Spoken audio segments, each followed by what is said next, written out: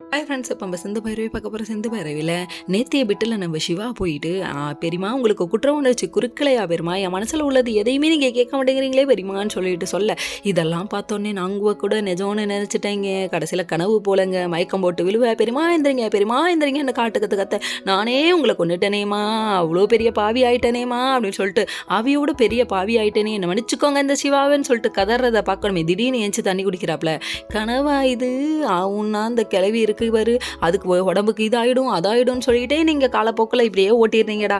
ஆக மொத்தத்தில் உண்மையை சொன்னால் பாட்டிக்கு நெஞ்சு வடிச்சிடும், அப்படி தானே? ஐயோ முடியலடா, இதெல்லாம் கேட்க முடியலடா அப்படிங்கிற மாதிரி ஆயிடுச்சு. சரி, இது ஒரு பக்கம் இருந்தாலும் நம்ம சிந்து ஒரு பக்கம் போயிட்டு காஃபி போடலான்னு காஃபி போட்டு குடிக்க போனால் கிச்சன்லேருந்து வெளியே தள்ளி விடுறாங்க. அது மட்டுமா காஃபியை பிடிச்சி மூஞ்சில் ஊத்துறது என்ன, மதம் கொண்ட மதையான கம்முன்னு கேட்குறியானி அப்படிங்கிற மாதிரி ஆயிடுச்சு. இதெல்லாம் பார்த்து சிந்து இவ்வளோ கஷ்டப்படுறத பார்த்து பைரவி உனக்கு மனசேரங்களையான்னு சொல்லிட்டு ஆறுமுகம் கேட்க, அப்படியெல்லாம் இல்லவே இல்லை, என் மனசுக்குள்ளே அவள் கஷ்டப்படுறத பார்த்து சந்தோஷம் தான் வருதான். அடிப்பாவிகளா, உனக்கு ஒன்றுனா உன் தங்கச்சிக்கு உங்கள் அக்காவுக்கு எதுனாலும் ஆனாலும் பிரச்சனை இல்லை, அப்படித்தானே? நல்லா வருவீங்கடா, ஷெல்ஃபிஷ் உலகமாப்பா, என்ன பண்ணுறது அப்படிங்கிற மாதிரி ஆயிடுச்சு.